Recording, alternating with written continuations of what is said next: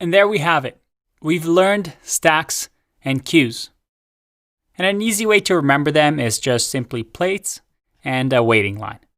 We learned why they're built on top of other data structures like linked lists and arrays. And we also talked about how to build stacks with arrays and linked lists, and also why we might not want to use an array to build queues, and also build a queue data structure with linked lists. We learned that stacks and queues are great for some fast operations that they have, such as removing or inserting, such as at the end of the data structure. We can also access the very first item in a queue or the very top item in a stack. And we also have all our data ordered, which is really, really nice. But we don't usually use our stacks or queues to really do any sort of lookup or search through the data structure.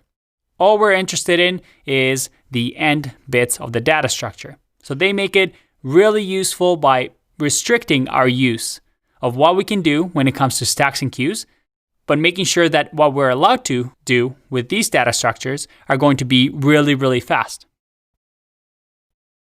And there we have it. We've continued to expand our mind map of data structures. So we completed our stacks. We learned how to create stacks with arrays and linked lists. We've learned about their big O notation. And we also talked about queues and how we wouldn't really want to use an array for a queue, a very common interview question. We learned how to use a linked list to create a queue. And also we learned about the big O implications, which is very similar to stacks. We're getting closer and closer to filling out this mind map. But before we do that, we still have a few more data structures to go.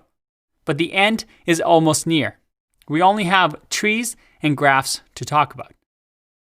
For that, I'll see you in the next part. Bye-bye.